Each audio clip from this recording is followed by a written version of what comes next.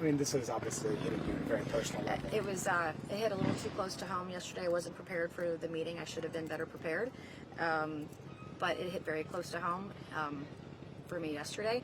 And the least we can do is disclose information. These women have been fighting for justice for 30 years, and they still don't have any. And there are people here who don't want to give them that justice. I said today too that why aren't we prosecuting Prince Andrew for crimes committed on U.S. soil? You can't tell me with over 1,000 victims that there's only one accomplice who's serving prison time not for raping or sex trafficking, but for other crimes and misdemeanors. So I believe them. Their stories are compelling. They're terrible. The thing that really hit me yesterday is when the third victim spoke, she relayed some of the same emotions I'm currently feeling, and it was too difficult for me to watch that. It was very painful, and I kept asking myself, in 30 years from now, am I going to be that girl at the table who didn't get justice?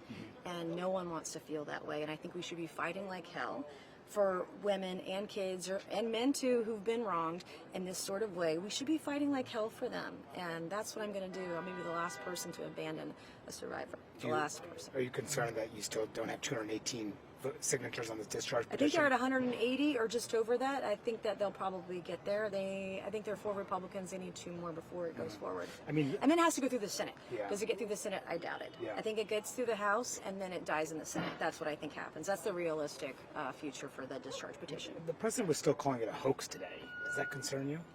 No, I mean, I understand some of his concerns, but you know, I also want to remind people that the president is the one who spoke to the FBI. He's the one that banned Jeffrey Epstein from Mar-a-Lago. I wouldn't walk away from that. I would embrace what he's done to shed light on it. And as a woman, I know that he has stated too publicly that he wants the files released. I want them done faster. I think we all want that. I also don't want the redactions that we've had. I don't know if y'all saw the flight logs today, but they redacted every single name on the flight logs. You can't tell me every single person on the plane were victims. There had to be people that knew what was going on or accomplices. There's only one accomplice who's been thrown in prison. And so are we going to continue to protect Prince Andrew, and why? Like, if he committed crimes on U.S. soil, why aren't we prosecuting him? The White House put out word that signing on to this discharge petition would be a hostile act. Is this a hostile act? As a survivor, and I think a lot of people know my story, I think the last thing I would describe it as a hostile act. I'm trying to fight for others who don't have a voice and can't fight for themselves. I'm fighting for myself and I'm fighting for others. This is an act of transparency. It's an act of love. It's an act of justice for women who've been waiting 30 years for it and still don't have it. But do you worry this could hurt your relationship with the White House? Not at all. I communicate with the White House all the time. And I spoke to the White House late last night. I spoke to leadership late last night. And I come from the perspective of my experience is different. My experience is very different from most people. And I think they understand the place where I'm coming from. Got it. It's personal. Thank you. Right. Appreciate it. Thank you.